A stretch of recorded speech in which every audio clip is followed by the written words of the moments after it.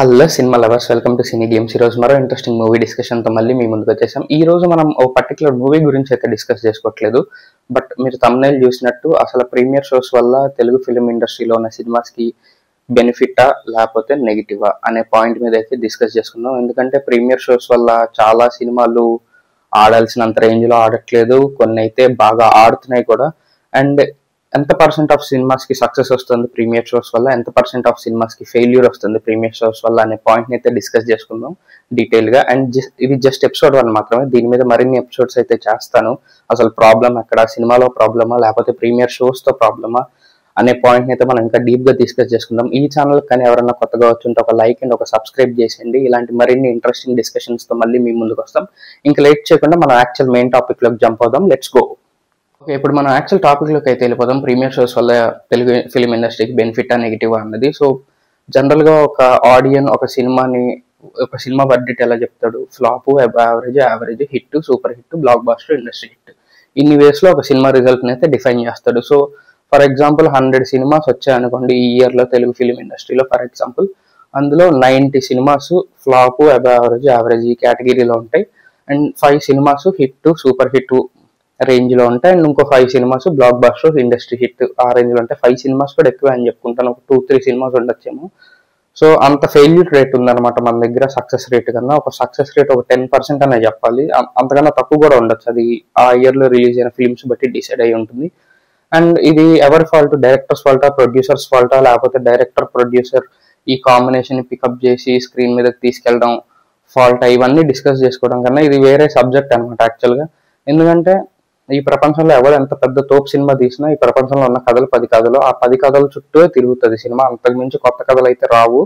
And ఆ కథలతో వచ్చిన సినిమాలే ఫ్లాప్లు అవుతాయి, యావరేజ్లు అవుతాయి, యావరేజ్లు అవుతాయి, హిట్లు అవుతాయి, ఇండస్ట్రీ హిట్లు అవుతాయి, బ్లాక్ బాస్టర్లు అవుతాయి అనమాట. సో థీమ్ అయితే మనం మార్చలేము, బట్ దీనికి చాలా రీజన్స్ ఉంటాయి కరెక్ట్ చేసుకోవడానికి. ఫర్ ఎగ్జాంపుల్ పోస్ట్ కరోనా ఒక యావరేజ్ సినిమాకి, ఒక బిలో యావరేజ్ సినిమాకి కూడా జనాలు వచ్చేవాళ్ళు థియేటర్స్ కి చూడడానికి, ఫ్యామిలీస్ తో వీకెండ్స్ అలాగా. సో పోస్ట్ కరోనా వల్ల ఏమైంది? ఏ సినిమా అన్నా ఒక 4 వీక్స్ 5 వీక్స్ మాక్సిమం 6 వీక్స్ ఓటీటీలోకి వచ్చేయడం వల్ల అంటిల్ అన్లెస్ ఆ సినిమా ఏదో మ్యాజిక్ చేయకపోతే కానీ జనాలు అయితే థియేటర్స్ కి రావట్లేదు.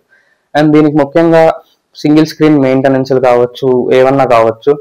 ఆ సింగిల్ స్క్రీన్స్ లో జనాలు తగ్గిపోవడం, సింగిల్ స్క్రీన్స్ లో కూడా అంటిల్ అన్లెస్ ఒక super hero first day first show లేకపోతే ఫస్ట్ వీకెండ్ వరకే జనాలు ఉంటున్నారు. దాని తర్వాత సింగిల్ స్క్రీన్స్ లో అయితే చాలా వరకు ఖాళీగానే ఉంటున్నాయి.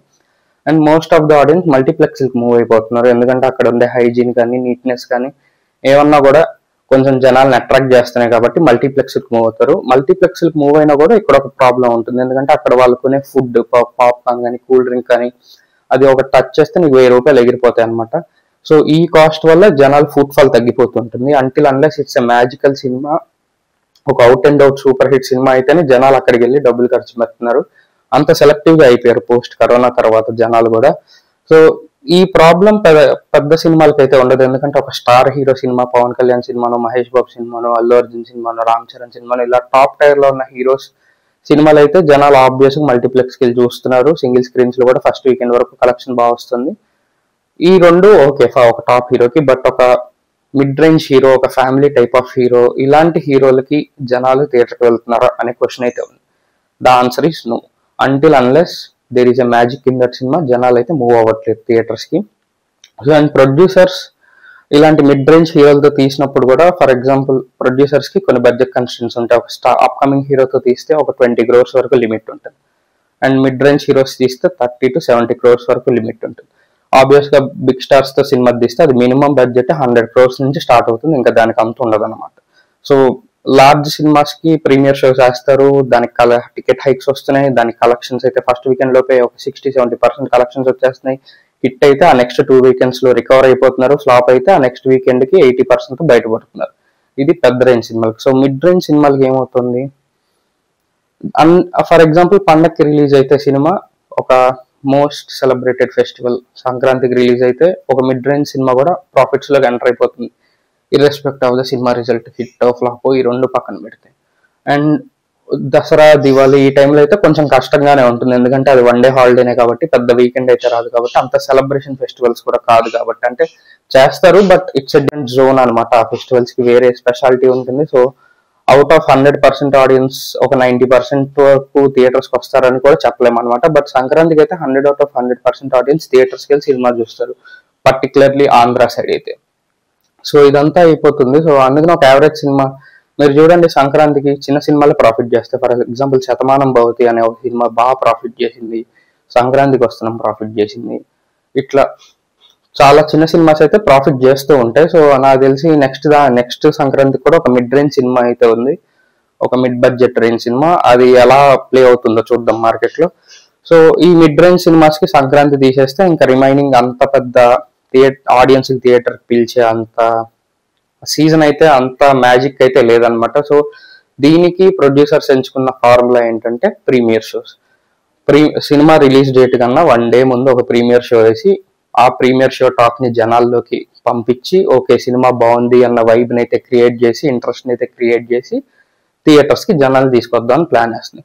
సో ఒక మిడ్ రేంజ్ సినిమా తీస్తే అందులో ఎన్ని సినిమాలు సక్సెస్ అవుతున్నాయి, అండ్ అగైన్ దానికి వేరే బోల్డ్ రీజన్స్ ఉండొచ్చు, బట్ స్టిల్ ఎన్ని సినిమాలు అయితే సక్సెస్ అవుతున్నాయి, ఒక 10 తీస్తే 1-2 సక్సెస్ అవుతాయి. ఫర్ ఎగ్జాంపుల్ ప్రీమియర్స్ వేసిన లిటిల్ హార్ట్స్ అయితే సక్సెస్ అయ్యి జనాల్ని థియేటర్స్ కి రప్పించారు.